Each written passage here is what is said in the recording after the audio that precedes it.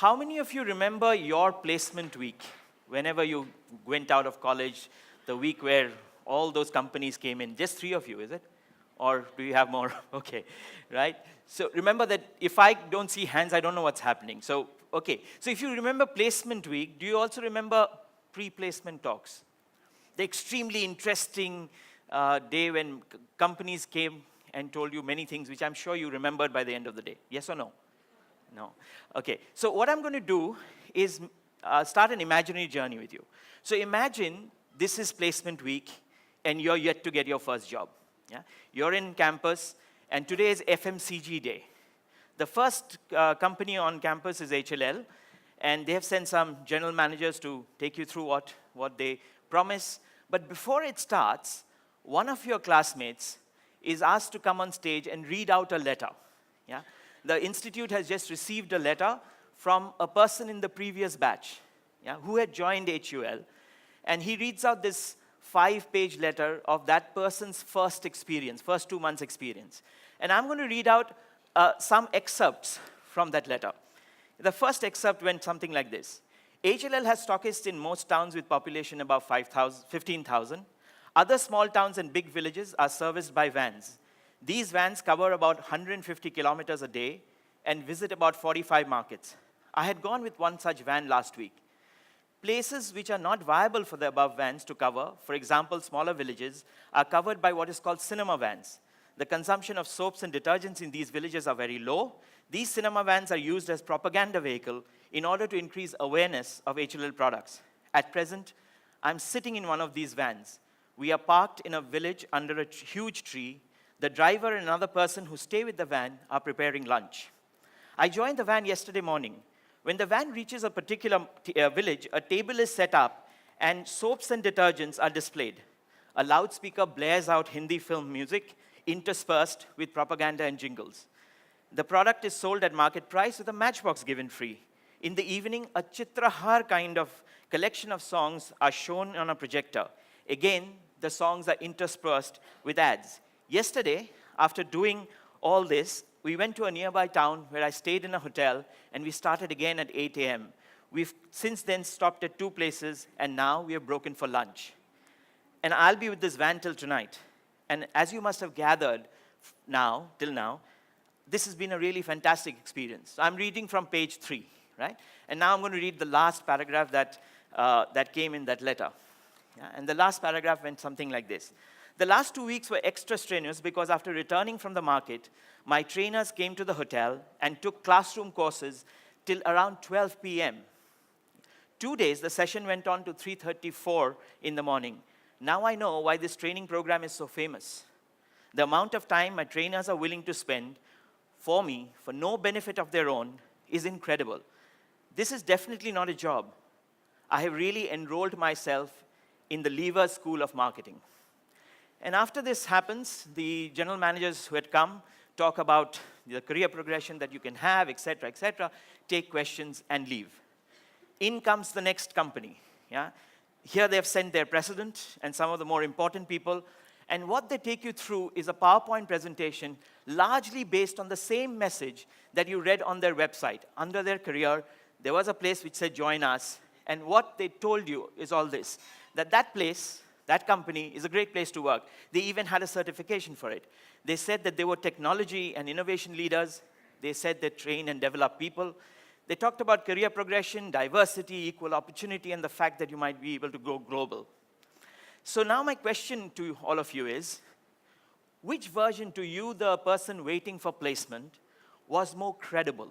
Yeah? So take out your slido.com, slide.do, and tell me, was the employee letter more credible for you, more believable, more inspiring, or was it the PowerPoint presentation of the next slide, who came in with, of course, much more senior people talking about what they promised? So could we have the poll on the screen, please? The poll. Okay. Poll is not yet on.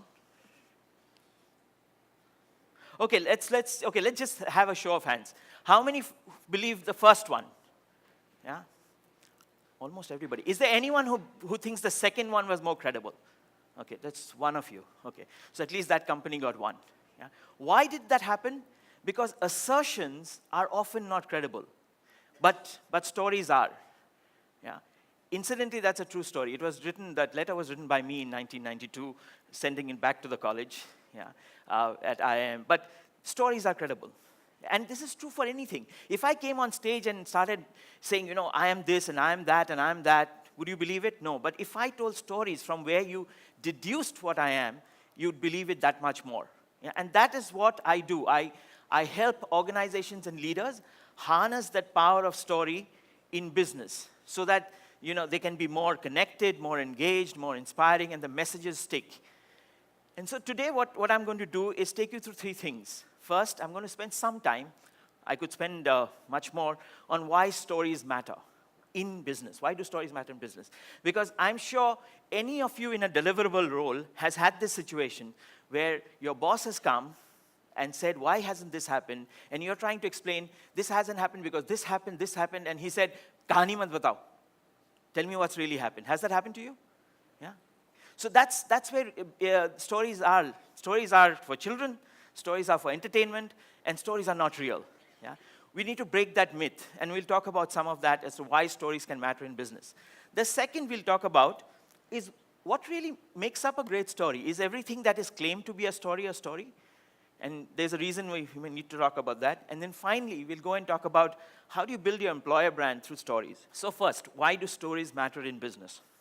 Of course, the first thing we've already talked about, which is stories are credible. When I hear a story, I believe. Yeah? When some company came and said that we have a great training program, we have career, but when someone else read out a story, that's far more believable. So stories are credible. The second thing, our stories are memorable. How many of you remember the hare and tortoise story? How many of you can solve the Pythagoras or prove the Pythagoras theorem if I gave you the piece of paper? 1, 2. But all of you studied it and gave exams on it. Do you remember? Pythagoras? Yeah? Square on the hypotenuse is equal to the square on the other two sides, and you draw boxes. But did you give an exam on hare and tortoise? No. But you remember. And that's what stories allow you to do. Yeah? And why are stories so memorable? There's actually a biological reason. Actually, there are two. The first biological reason is that that's how our brains are wired. And let me explain with two experiments that had happened some time back. So what they did was they took a guy and they wired his brain up to map the brain activity, gave him a football and gave him a goalpost and made him shoot 10, 15 times. Some of them went in, some of them didn't go in. And they measured their brain activity, which part of the brain was lighting up. Yeah? And they saw many parts, the part that light up when you're excited, also obviously the motor part of the brain that moves your physical body. They then went and got another guy, just like him, and wired him up. And this time he made him sit down and describe to this guy about that boy who was shooting and how one went into the goal and the other didn't and another did. And as he was told about that experiment, that situation, they measured his brain activity. And what do you think happened? Exactly the same parts of his brain lit up, including the motor section. He was not even moving. And I'm sure all of you have had this situation where you're sitting in a movie and you almost think that, you're trying to do something which you didn't because and that's what happens. And the reason it happens is because of visualization. Yeah? How many of you imagine that huge tree under which there was a van and someone was sitting and writing that letter when I talked about it? Almost all of us. And you know why that is important? That's important because, as you know, our brain is made up of, if you drew sort of a small circle and a big, this part is the old brain, right? The part of the brain that does not have words, does not know data, has only feeling. Yeah, you can feel. Then this part of the brain is called the neocortex, or the new brain. This is for data, logic, and it has words. So many times you would have said, I hear you, but it doesn't feel right. What doesn't feel right? I don't know, but it doesn't feel right. You know what doesn't feel right, just that you don't have the vocabulary. Now, the old part of the brain is very good with memory, yeah, and it's very good with visualization. And because we are able to visualize stories, and especially if they are well told, that's why we remember. Yeah? Chances are very high if someone asked you, what was the guy doing about, the guy who joined HLL? the chances are you'll be able to describe. Why? Because it'll stick. So that's what stories do. Stories are memorable. The third, of course, all of us know, stories spread. Yeah? That's how Facebook survives. I'm sure there are many of you here who wake up in the morning, open 5 WhatsApp group, and the same joke has come. Has it happened? Yeah. Why? Because everyone wants to share. Yeah, they don't say, okay, so someone else might have shared, so I'm not going to share. Everyone shares. The next is stories have impact. Yeah, they're not that boring. Yeah? If I were here telling you about the data and etc., the chances are at some point in time you would doze off. But if I can continue to tell you stories, then this will not happen. There's one more reason why stories matter in business. Yeah? So 4 people on a table, one of them is telling a story. I want you to tell me at the end, do you see anything common in these pictures? Is there anything common? Anything at all?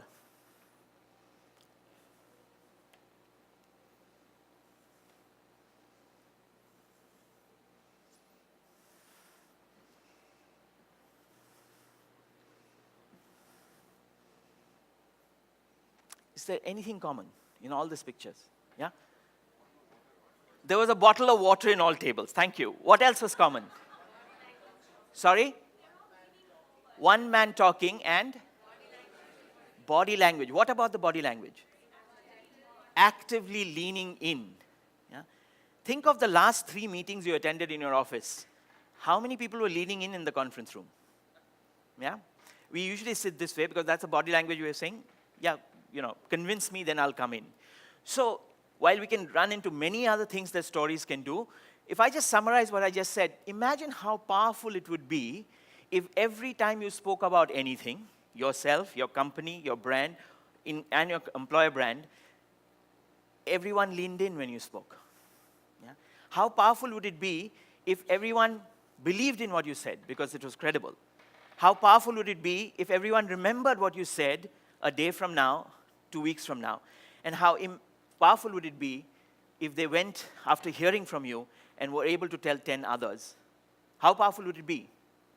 That's why stories matter in business. And that's the power each one of you sitting here can bring into every communication, not just the employer brand. Every communication, you can get stories in.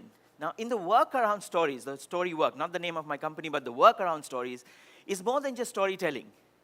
There's at least 3 big sections. One is storytelling. There's another thing called story listening, which is collecting stories in order to make sense of many things. We'll not get into too much of that today, but there's a thing of story listening. And then story triggering is about leaders living their own stories. Yeah? So today we are going to really talk about employer brand, but before that, I just wanted to leave you with a thought of what can you do with stories. So here are the kind of interventions we do with stories. The first intervention is getting messages to stick. Yeah? All of you have an annual conference, yes or no? In which the strategy for the year is narrated by the CEO, yes or no? Yeah? If I went to your teams, not the whole company, just the people who attended that annual conference in Goa or wherever, 7 days later and asked them to tell me the 5 important themes of the strategy, what percentage do you think will be able to tell me without diving to the laptop? What percentage? 10? 5? The worldwide average is 5. There was this guy. Who was the guy who inflicted balance scorecard on us? Robert Kaplan. Yeah? He measured 407 companies who were following his balance scorecard and still not meeting targets and came back with saying less than 5% of the organizations knew what the strategy is all about.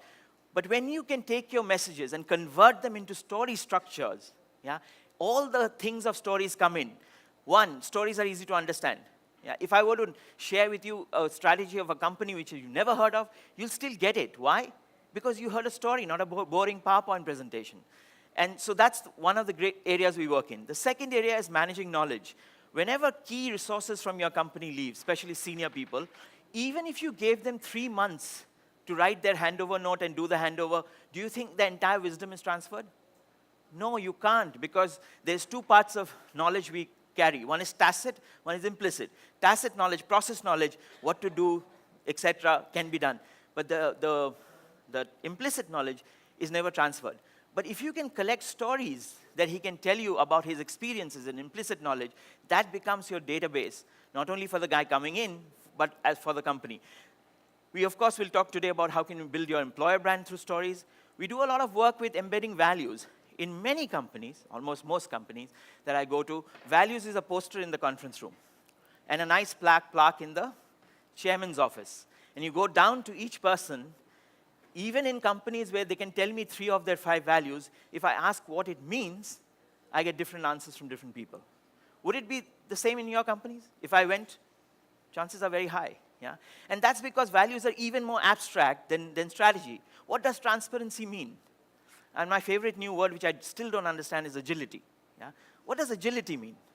There was a guy, and this is true, I went and asked someone in a company that they had launched their values, and they said they had done a full job and they don't need stories.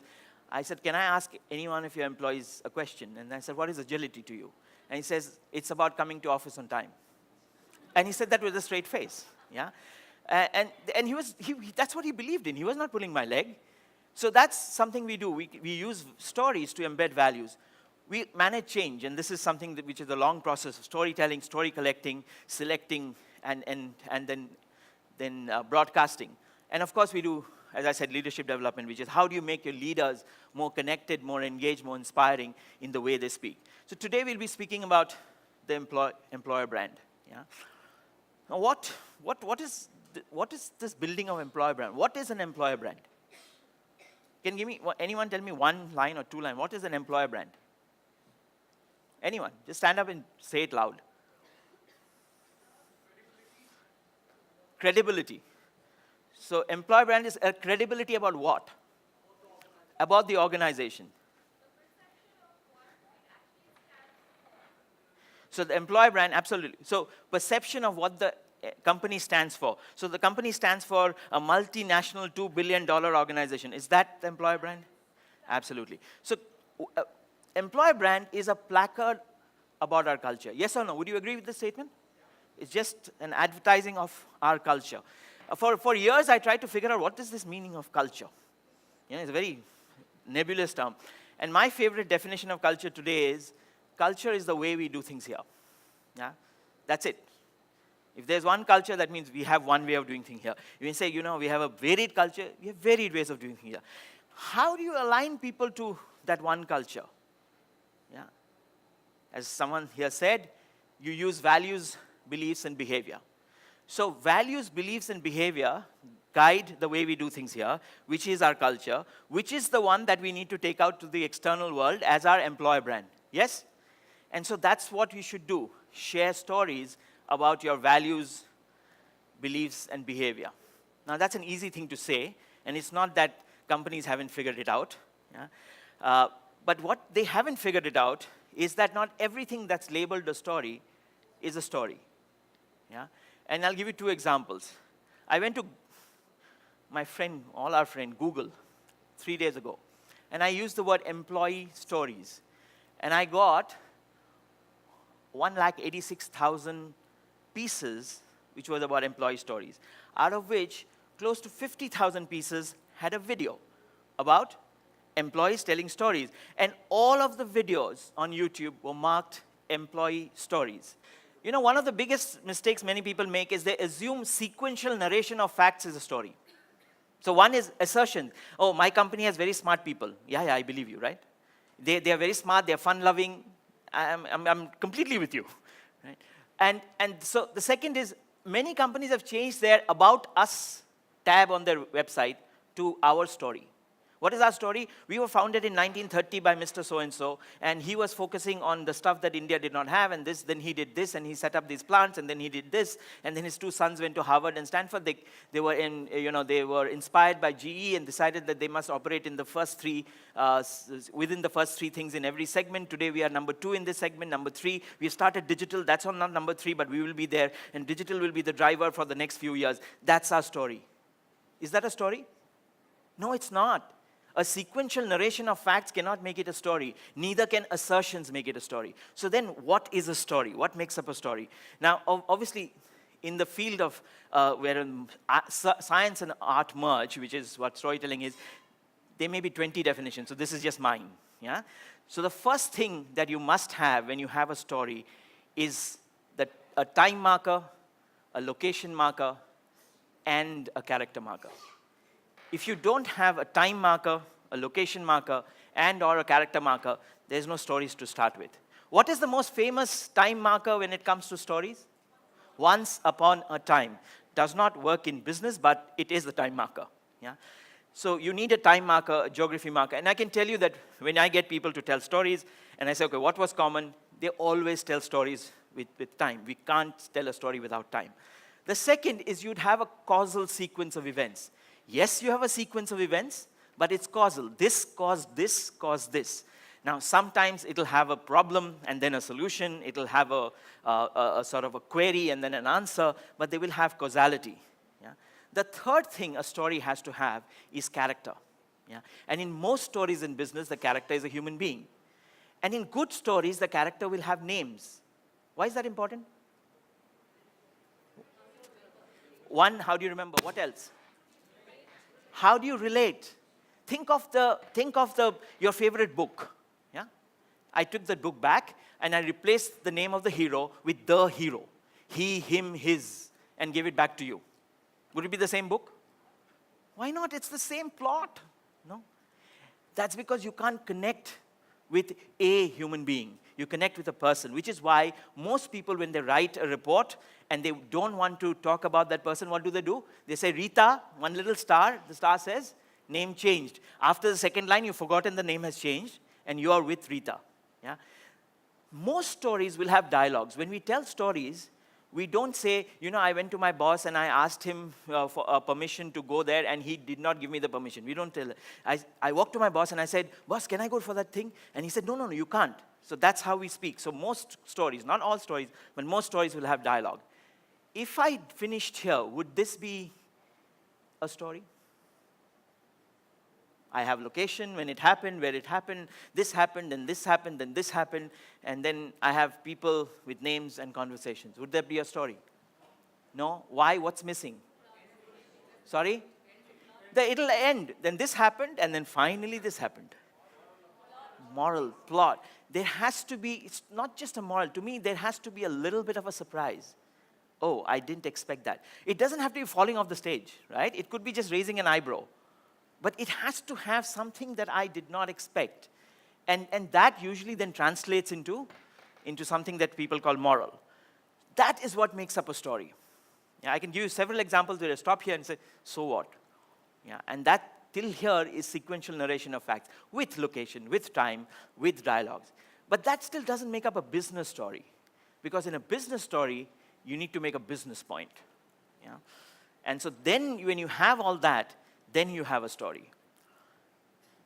Even when you have these ingredients, if you want to check how good is your story, here's the thing.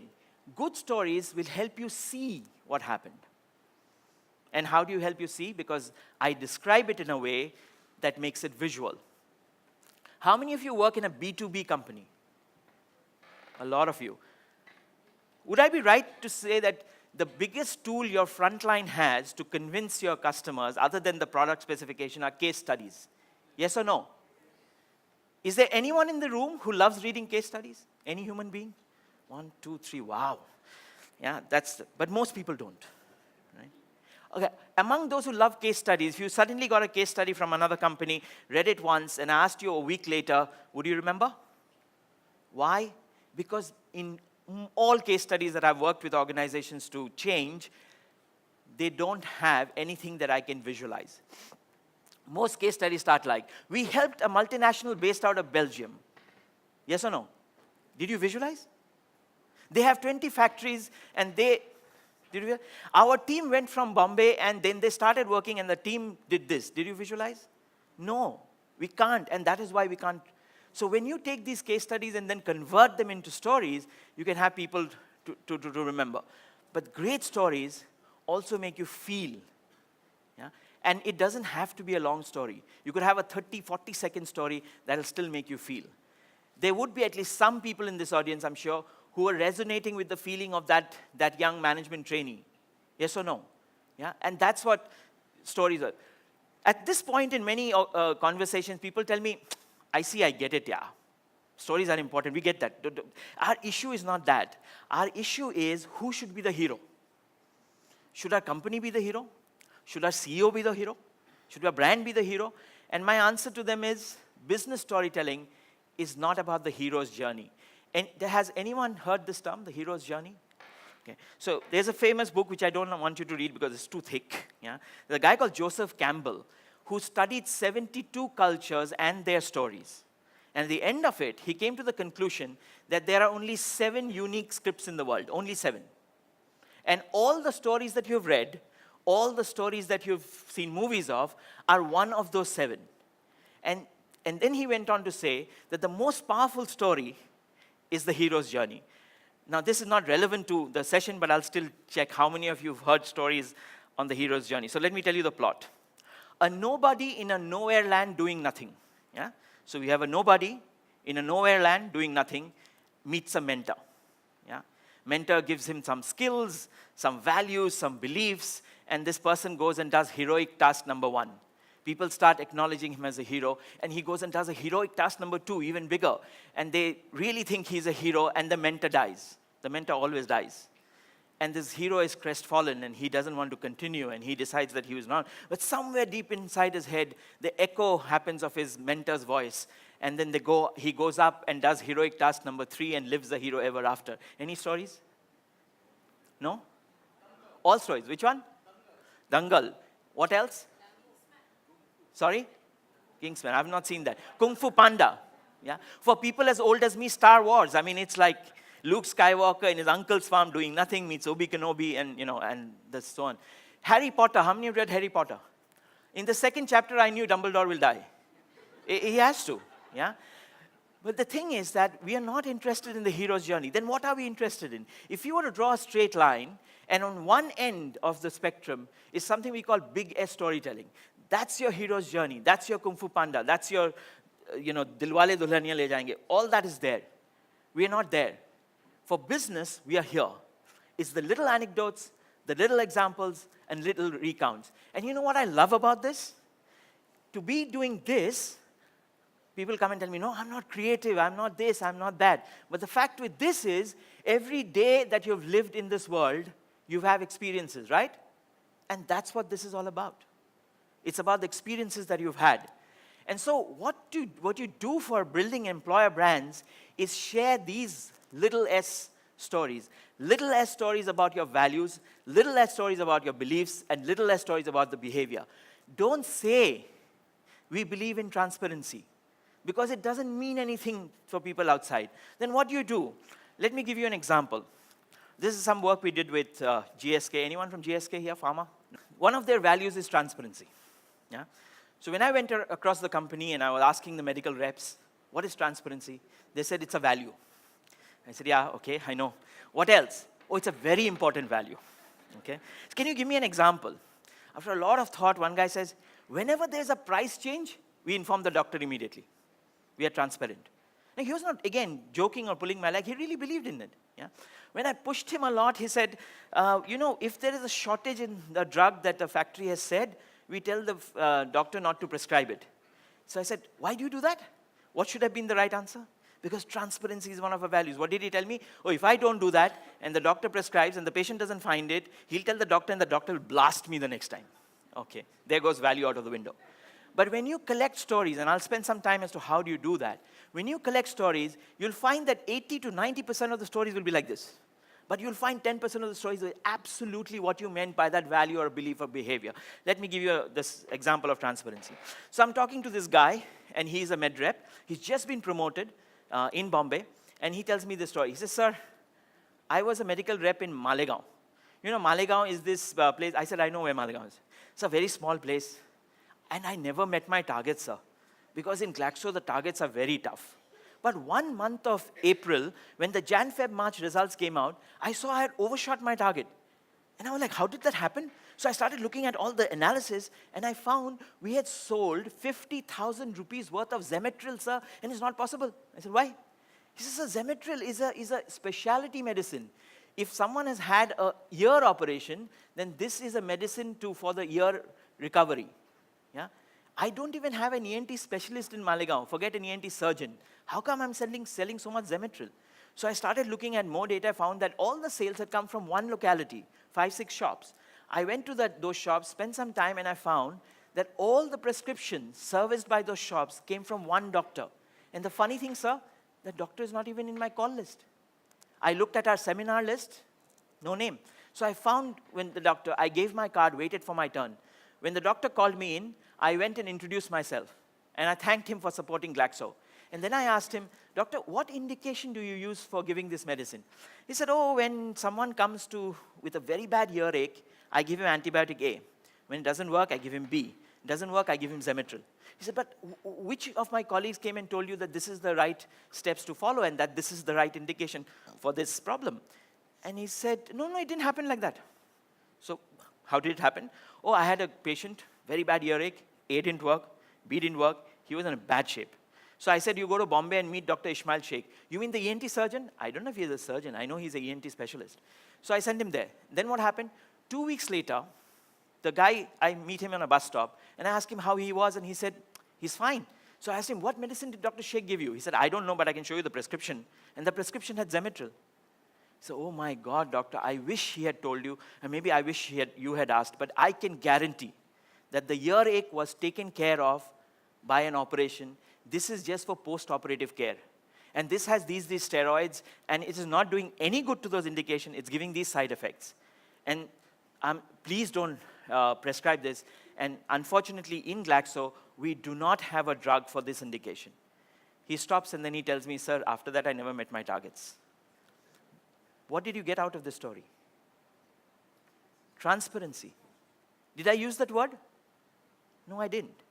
And that's what little less storytelling is about. It's about going and collecting stories that are little, and then from that, letting people come to the... When you come to the conclusion that this company is transparent based on the stories, that is the strongest conclusion you can ever have. Even stronger than your best friend coming and saying that company is transparent. Yes or no? Now, suppose I was from the company and came and said, we are a great company. We believe in humility. We treat everyone with respect and whatever, equal opportunity, etc. Would you have believed me? But that company that you don't know, the guy that you don't know, made you believe. And that's really what I'm talking about. You build your employer brand not through making claims and brochures and PowerPoint presentations about what you believe in. You demonstrate it by your employees telling you stories. How do you collect stories? How do you build your story repertoire? Yeah? And this is what you do. You use something that I call story listening. Now, story listening is a way in which you can get people to tell stories. Because unfortunately, if I walked up to you and I said, tell me a story about whatever is one of your values, respect. You're going to look at me and say, what did you smoke last night? Yeah? Because we can't tell stories when someone just comes and says, tell me about transparency. Yeah? So there are easy ways. It's not impossible. We run something we call the anecdote circle. An anecdote circle is nothing but a group discussion, but designed to elicit stories. And what elicits stories? There are 3 things you need to do to get stories. First is, you need to tell a story to get a story. So you'll be prepared with some stories on transparency.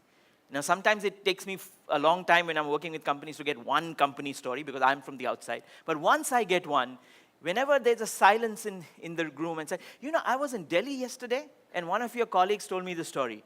And you know what happens, right? Stories get triggered. And how many of you here have anything to do with market research? I know Kenneth was here. There's something in market research called the facilitator turn, which is how many times does the facilitator speak in a group discussion. And an average group discussion is 1.6, which is very sad, which means every 1.6 consumer conversation, the facilitator speaks. When I run these anecdote circles, it's something like 6 or 7. Because once one guy tells a story, the other says, yeah, I remember, and he tells a story. And then someone else tells a story. So one thing you need to do is you need to tell stories. What is the second thing? The second thing is you need to ask the right questions. And that's very stupid. Isn't that what you're talking about? Okay, this is important. Why? Because, you know, as I grew up, and I'm pretty sure it's true for you guys, you were told that there is a hierarchy of questions. You know those five W's and an H? Which is the most important question? Why? Yeah? That's the guy on top. Someone has even written a book on it, saying powerful questions. And then the second is how and what. And who are the country cousins? When and where? Who's interested? But the problem with this in story listening is that the why, how, and what are opinion generating. Yeah? How do leaders in this company behave? Oh, they are very respectful. not story. To tell a story, you need to invert this triangle and start with when and where. When was the last time you saw a leader treat someone with respect? Can you reply with an opinion? No, you can't. Yeah? You'll tell me a story. And that happens because when is a time marker and where is a geography marker. And our brains, they are, because of years and years and years of telling stories, are actually wired for stories. Here's a little sort of game you can play the next time you're in a conference room. Have you seen sometimes in a conference room when someone is speaking, there are lots of people on their mobiles? Has it happened? Stop some and just say, 7 years ago, and stop. See what happens. Every head will go up. Why? Because our brains are wired for stories. As soon as you use a time marker, a brain says, hey, story coming, that must be interesting. And we look up and wait. Yeah, oh, no story. So when and where can give you stories. The third thing is you've got to be prepared with the kind of emotions people might have had when they saw that thing happening. Now, here are lots of words, but I might go and say, tell me about a time where you're really proud of the transparency shown by your colleagues. Why does this happen? All this happens because whenever I can take you to a moment in time, I can get a story. Yeah? And why do we use the emotion question? Because great memories are stored with emotional charge. For example, how many of you remember exactly where you were on the night of 26/11 when the Taj and the Oberoi was under siege? Exactly where you were. Which city, which town, was your television on? Yeah? What about 26/2 of the same year? Chance nahi if it's not your birthday. Why do you remember 26/11? Because there's an emotional charge attached to it. So if I can go back to the emotional charge, I will get a story. Let's try a few, and I'm sure you guys will get it. I'm going to put a question on the thing and loudly tell me, story, not story. Story. Projects go wrong when they're under-resourced and don't have management oversight, blah, blah, blah, blah. In most of these not stories, you've got to ask a second question. Give me an example. And then you get a story.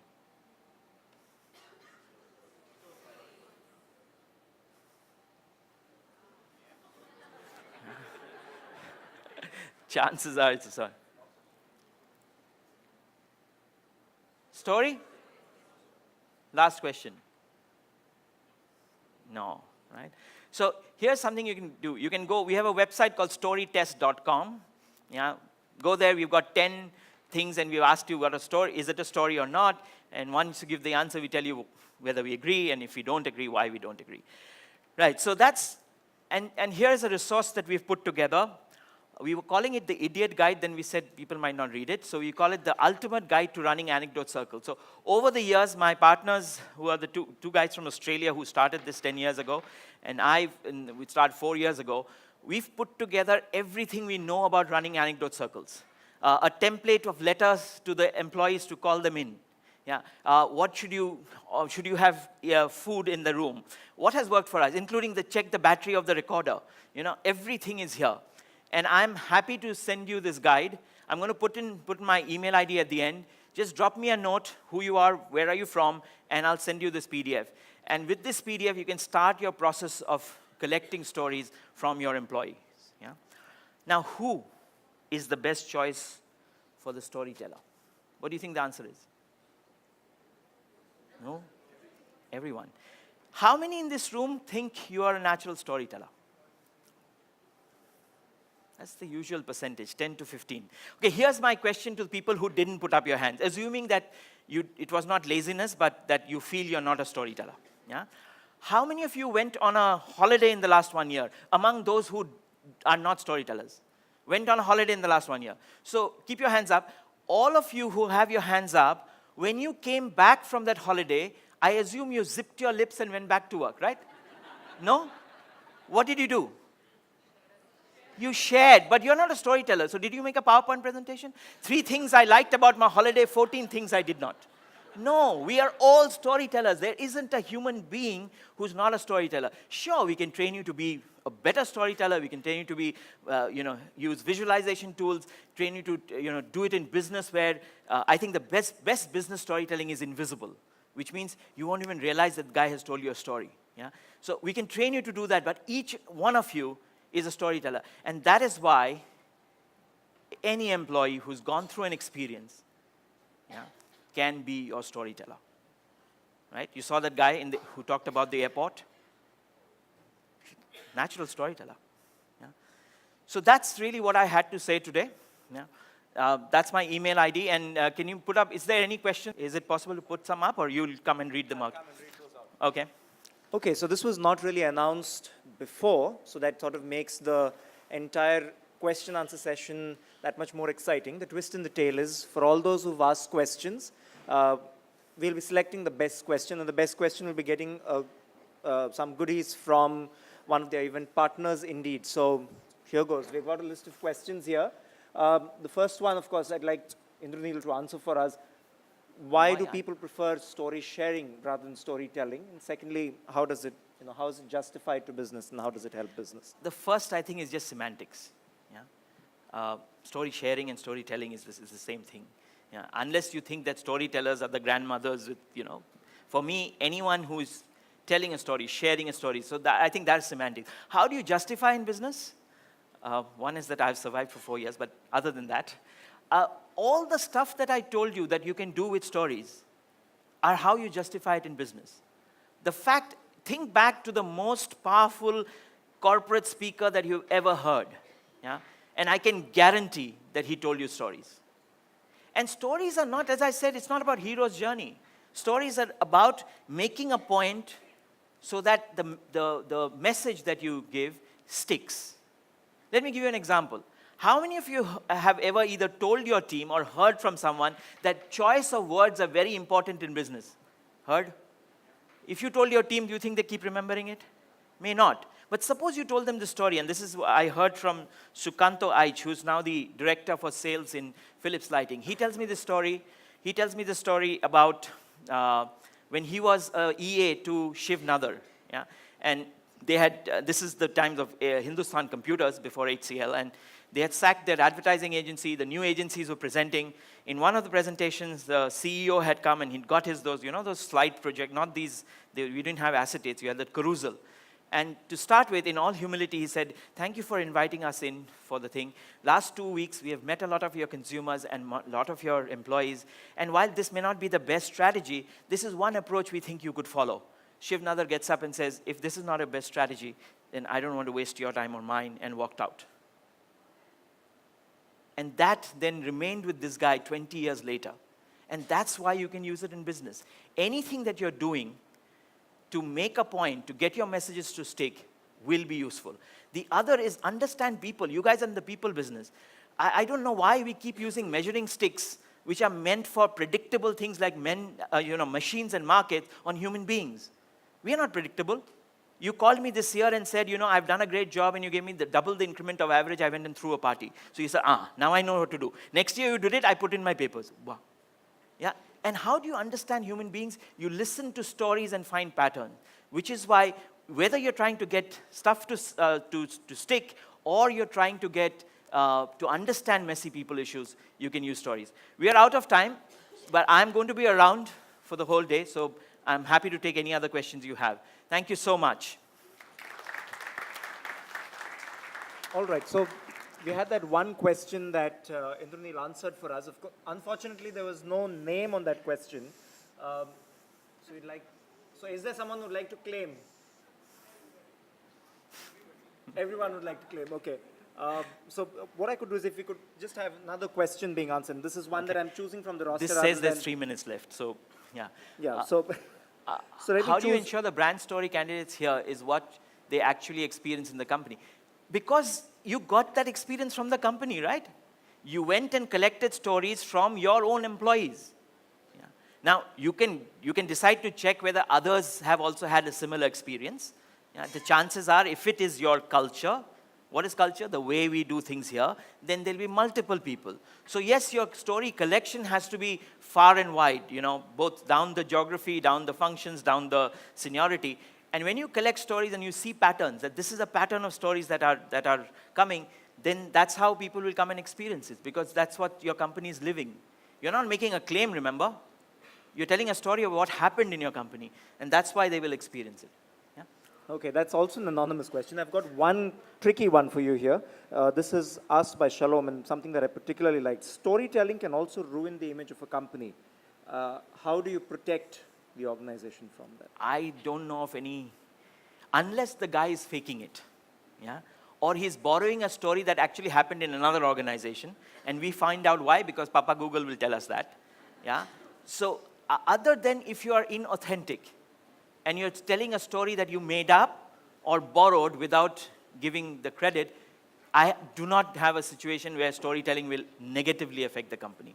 You can't be a spin doctor, then you have a problem. If you're like Sean Spicer in the White House, you have a problem. Yeah? But otherwise, stories will always build and not be negative. Thank you so much. Thank you.